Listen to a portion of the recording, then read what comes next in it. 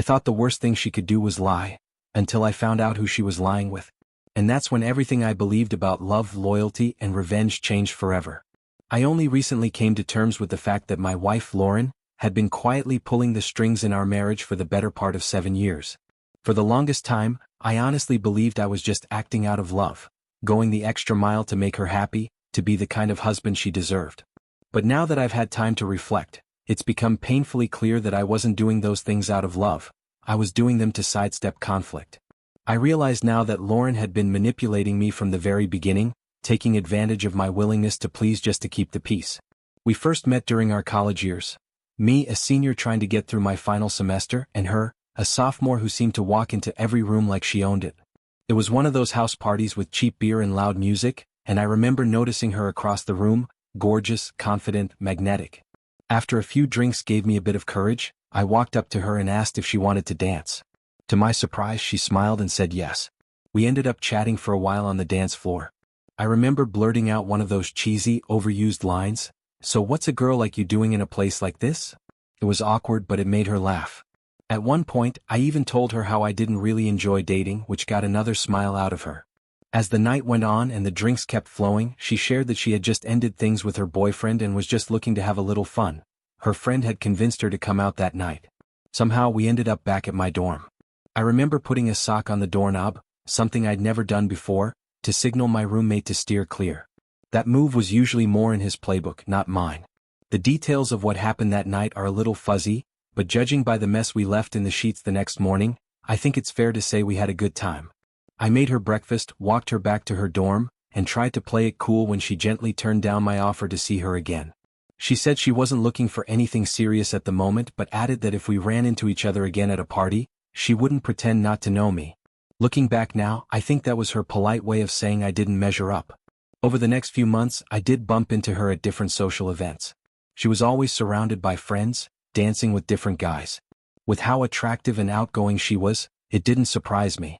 Still, when I asked her to dance, she never said no. I just couldn't tell whether she was being kind or if there was actually something there. As for me, well, I grew up in a pretty traditional family. My parents were solid people, all about loyalty and doing right by each other. But when I got to college, I strayed from all of that. I partied hard, drank way too much, and slept around more than I care to admit. I wasn't proud of it, but at the time, I convinced myself I was just living like everyone else. The girls I was with didn't seem to ask for much, just a little attention and maybe a free drink.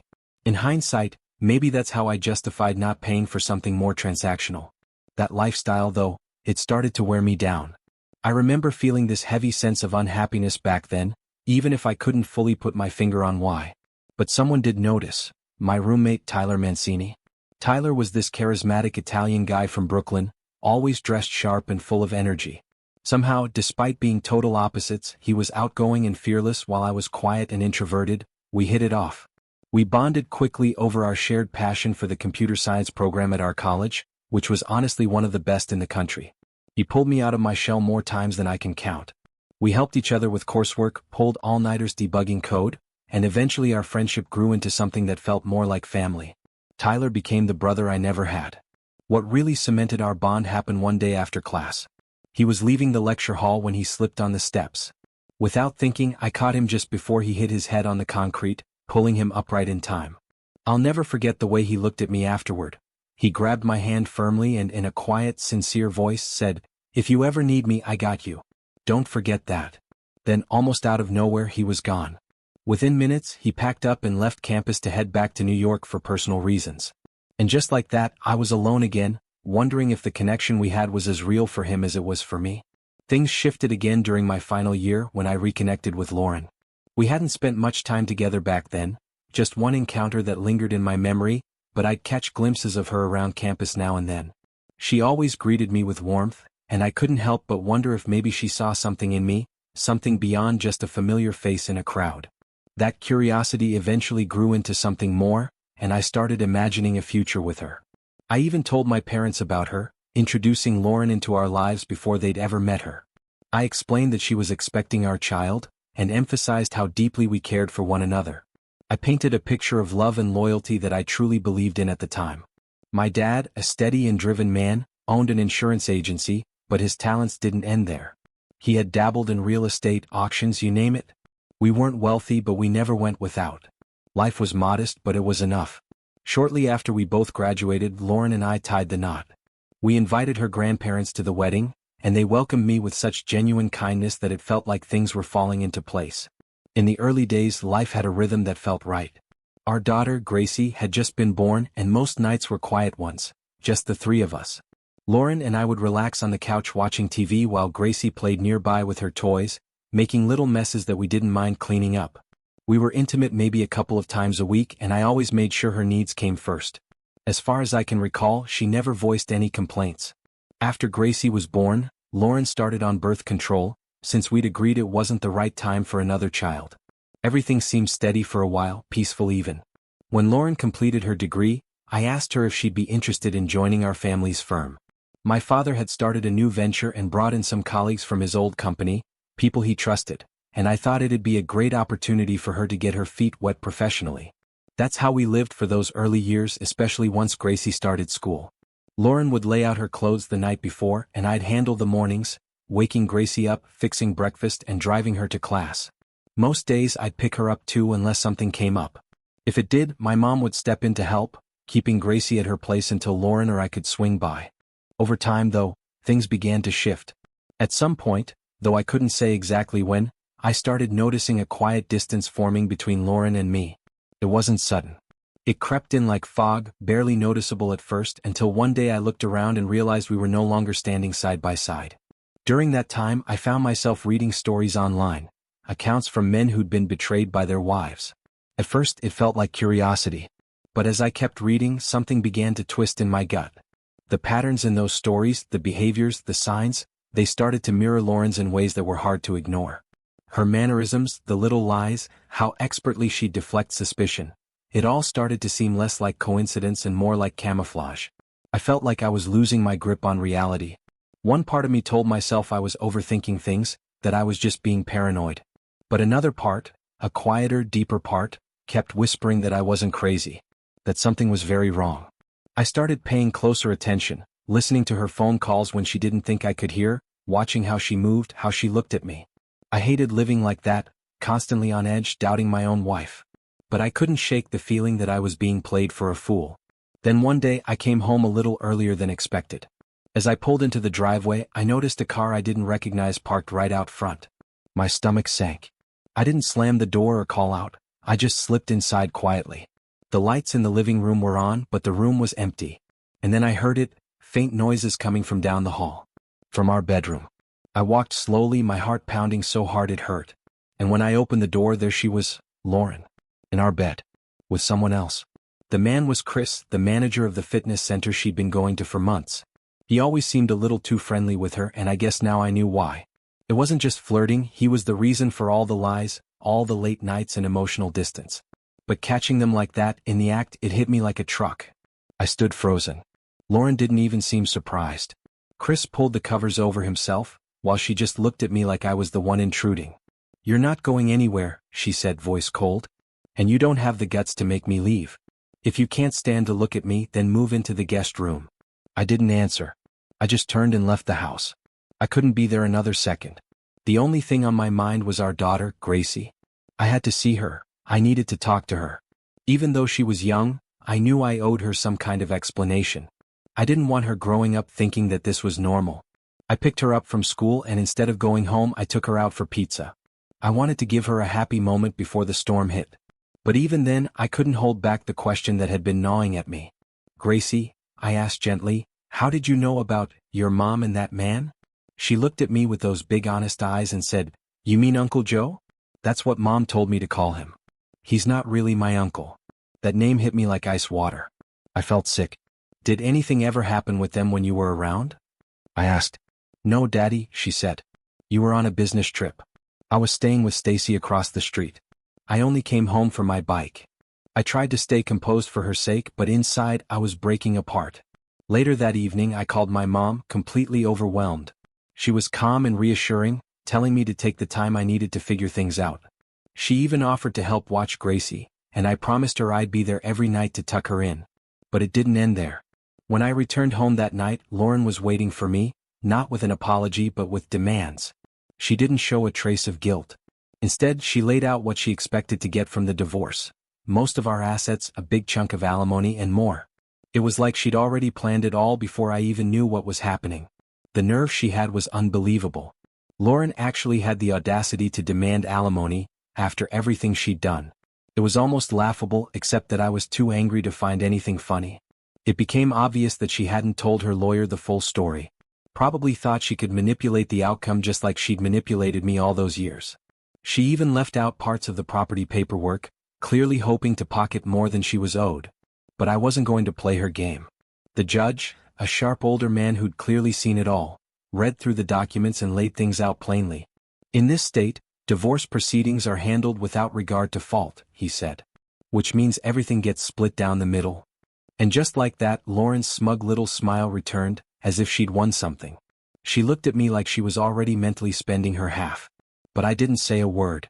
I sat there quietly watching her gloat, and silently thought to myself that maybe she'd missed her true calling. She'd have made a great poker player with the way she could bluff and charm without blinking. Then the judge turned to us again.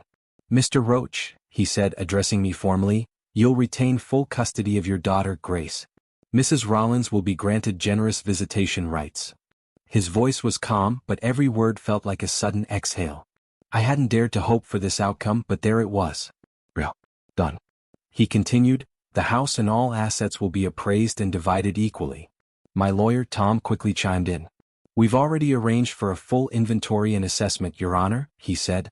"The home's current market value came in at $120,000. There's $70,000 remaining on the mortgage, so that leaves us with $50,000 in net equity." Lauren's expression flickered. Just for a moment. She hadn't expected the numbers to be so thoroughly nailed down. I didn't need to argue. The facts spoke louder than I ever could. The judge leaned forward. "Mrs. Rollins," he said, "you'll have an opportunity to contest this agreement, but based on the evidence provided, it's likely the court will uphold Mr. Roach's claim for custody. The Department of Family Services appears to support his position." It was over. And I suddenly felt like the weight of 1,000 sleepless nights had been lifted off my back. I stepped out into the hallway to catch my breath and found Grace waiting there. The moment she saw me, she ran into my arms. I held her tightly, heart aching. I knew losing her mom like this would be painful for her. No child deserves that. But I promised her right then and there that we'd get through it together. After the ruling, my mind drifted back to the early days, to someone else entirely, Emily. We met right after high school. She was kind, sharp, and had this quiet strength about her. After graduation, she joined the Army, and I remember missing her more than I expected. She cared deeply for my parents, never hesitating to help out, always showing them respect. When she struggled with her coursework, I'd help her study, and she started feeling more like an older sister than just a friend. Looking back now, I think I loved her in some way. I never told her, of course. But when she left for basic training, I hugged her like I knew it might be the last time. I'll never forget the look in her eyes, something deep, almost unspoken. There were feelings there on both sides, I think. But timing has a way of rewriting our paths. After the final paperwork for the divorce was signed and filed, life began to move on, but it moved differently. The days felt quieter, lonelier in some ways, yet also lighter without Lauren's shadow hanging over everything. What kept me grounded through it all was Grace. In those first months after the split, she became my entire world. Every second I spent with her reminded me that even in the rubble of something broken, something good remained. There's something I never told Lauren. Right after Grace was born, I quietly arranged for a DNA test, just to be sure. Maybe that makes me sound paranoid, but I needed the peace of mind. And when the results came back confirming she was mine, I felt a mix of relief and overwhelming love. I never shared that fact with Lauren. It was just something I held close, like a small victory that no one could take from me. Still, for every joyful moment I had with Grace, there was a darker weight I carried. I couldn't escape the lingering sting of everything that had happened, especially the way people looked at me, talked behind my back, or made little comments pretending to be jokes. Even now, when I run into someone from our old circle, I feel the judgment. If I had some kind of superpower, maybe I'd rewrite it all, or at least force people to see the truth. One day, while Grace and I were out walking in the park, my friend Sam, one of the few who stuck around, told me how lucky I was. "You've got a great job, a cozy place, and an amazing daughter," he said with genuine warmth. I nodded, grateful but still stuck in my head. "It's hard," I admitted. "Even now I still get laughed at." Treated like I'm the fool who got taken for a ride. If you could have any power, Sam asked with a grin, what would it be? I thought about it for a moment. I guess, maybe the ability to change people's hearts. Or just, vanish when I need to. He chuckled, but before I could say more, something unexpected happened. He leaned in and kissed me, soft and sudden, like he already knew what I wished for. I didn't know what to make of it. Maybe part of me had been hoping for it. Maybe part of me was just desperate to feel something again. Later that evening, as I dozed off on the couch, a familiar voice startled me awake. Standing in my living room was none other than Tyler Mancini, my college roommate, the one who'd once been like a brother to me. Turns out he had business in Ohio and decided to swing by. We sat down and started reminiscing about our time in college. All the old stories came rushing back. Late nights, study sessions, bad dates, and wild parties. I thanked him, truly, for being the one who pulled me out of my shell back then. We laughed until our stomachs hurt. Eventually he asked about Lauren. I didn't sugarcoat it. I told him everything, how it all fell apart, the betrayal, the court, the custody battle. Tyler didn't flinch. He just listened and let me talk. Then the mood shifted again. I remember that night spiraling. There was this incident, something that still makes my skin crawl. I was surrounded by some off-duty military guys at a bar.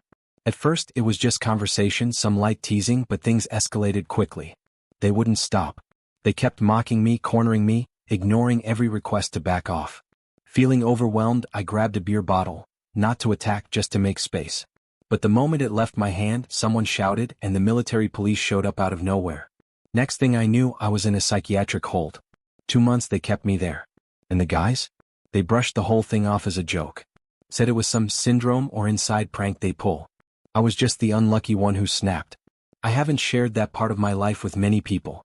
It still feels surreal, like it happened to someone else. But it's part of my story, and if I'm being honest, maybe it shaped me more than I like to admit. After that chapter finally closed, I started picking up the pieces. One afternoon, I had an appointment to finalize a real estate transfer for a property tied to the divorce. When I arrived at the address, I rang the doorbell, but no one answered. I tried again, and after a minute, a kind-looking woman opened the door. I introduced myself. Mark Roach, I said, and explained I was there to go over some final paperwork and deliver a yard sign. She apologized for the confusion and invited me in. Sorry if I kept you waiting, she said. You caught me in the middle of planting the sign. No problem, I smiled. Let's get started. I had this idea. Maybe Sam could take a photo of us outside, something simple. I even suggested she come along to the property later. But as soon as I said it, I found myself questioning the thought. Was I just trying to include her? Or was I hoping she'd join us for some deeper reason I hadn't faced yet? Was it me who wanted the three of us, me, Grace, and Sam, to feel like a unit? I hated that there was uncertainty in my own motives. I wanted us to come together not because life forced us into proximity, but because we truly cared. That kind of bond had to be built on something real, not just circumstance. At the time, I was knee-deep in overseeing a new residential development. Several construction firms were involved, and part of my role was managing their liability insurance. It was demanding, but it gave me a sense of purpose. Structure, at least. Sam had come by the hospital to check on me. She gave me an update about Grace, said she was doing fine but understandably worried. She's with my mom, Sam added. We thought it was better she didn't see you like this, unconscious, banged up.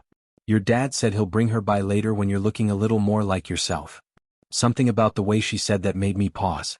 Are you two hiding something from me? I asked gently. Feels like there's something you've been waiting to tell me. Sam hesitated. At first, we thought we'd wait until you were more stable, especially after the second concussion, she admitted. Her words triggered something inside me. I've been wondering, did I lose it?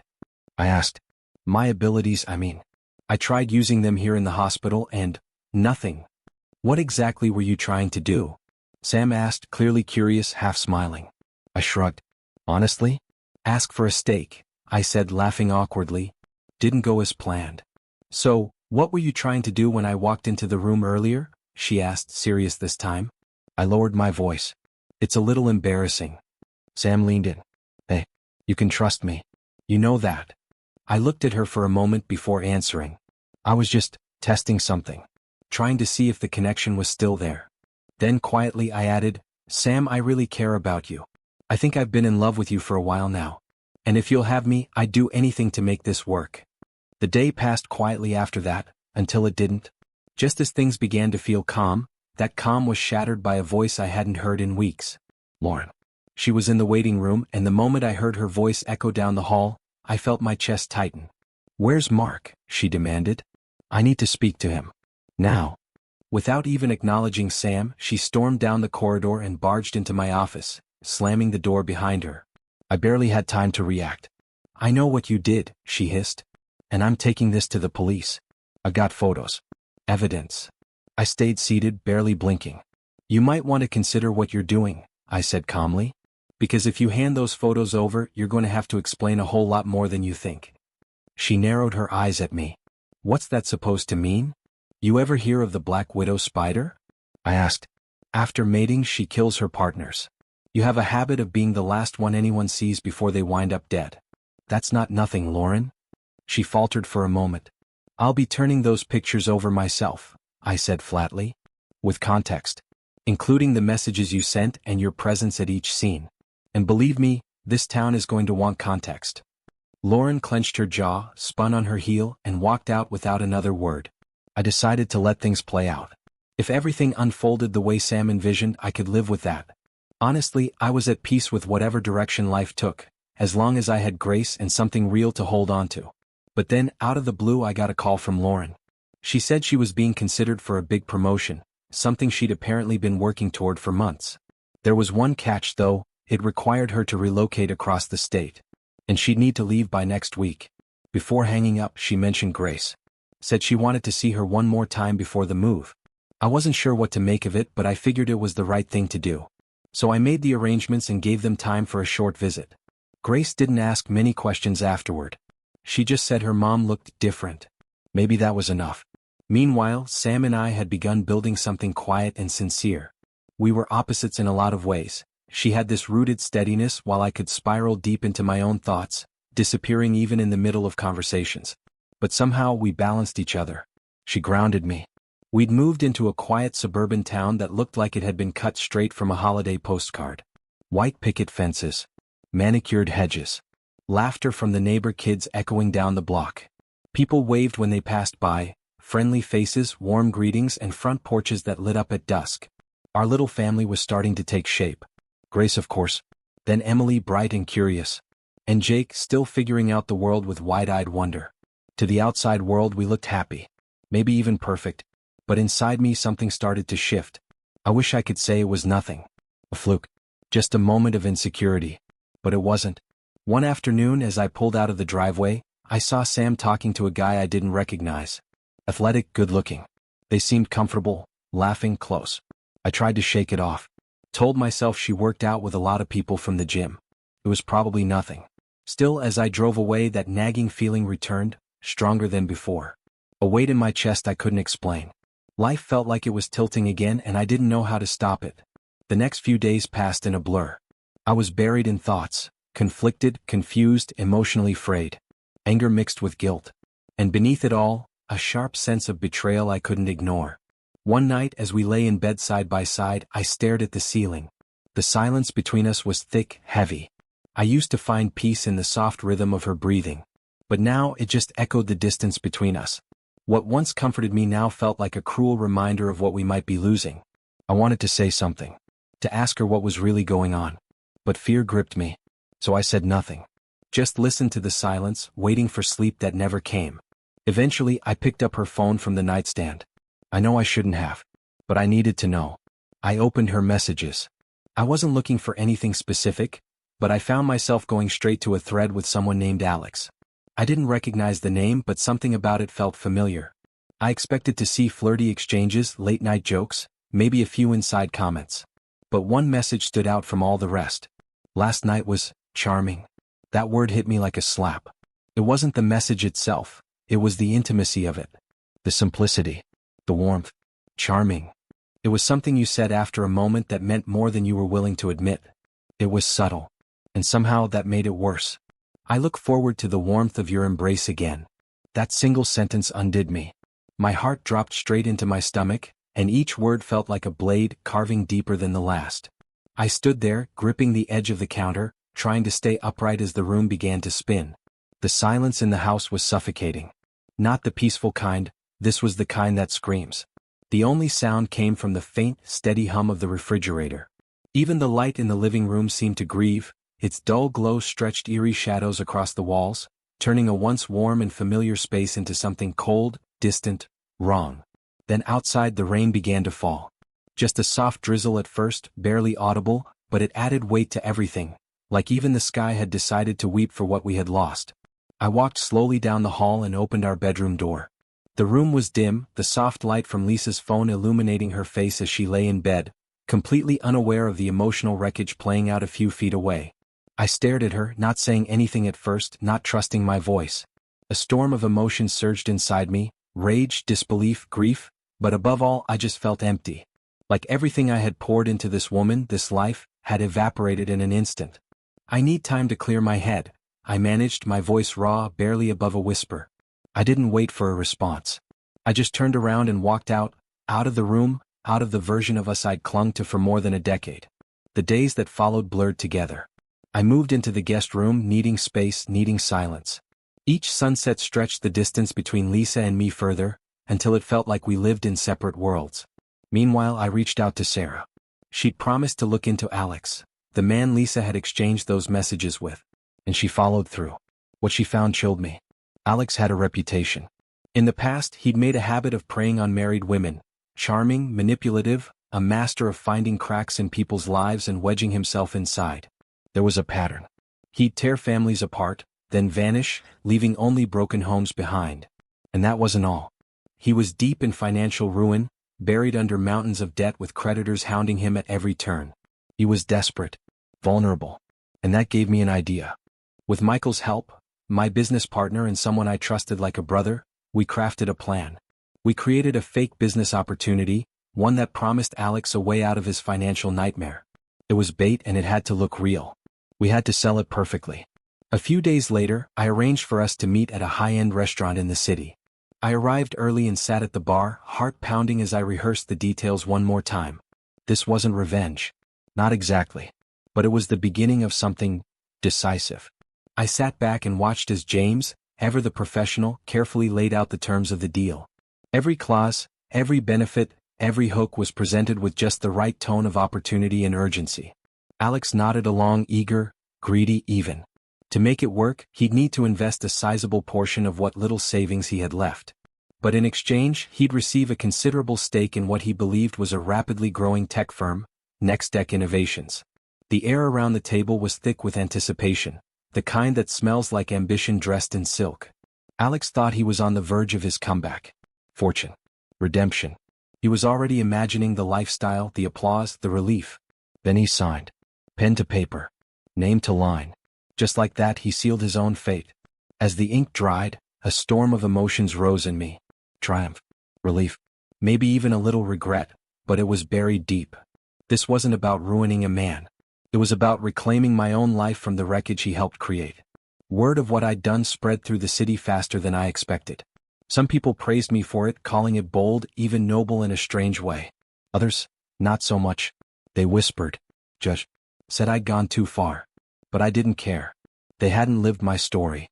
Meanwhile, our home was quieter than ever. The silence inside those walls didn't hum, it howled. I found Lisa in the living room one evening. The space was a mess of memories. Photographs, postcards, old letters, and dusty souvenirs from vacations we once cherished. All of it scattered across the floor like the remnants of some lost, forgotten exhibit. She sat in the middle of it all, knees pulled close, her fingers trembling as they grazed the edges of our past. It looked like she'd been trying to piece us back together, or maybe just understand where it all fell apart. When our eyes met, she looked at me with a kind of desperate searching. Not for forgiveness, I don't think she expected that, but maybe for understanding. Maybe for something that would help her make sense of what she'd broken. And in that moment, standing in the doorway, I realized something. The wreckage wasn't just hers.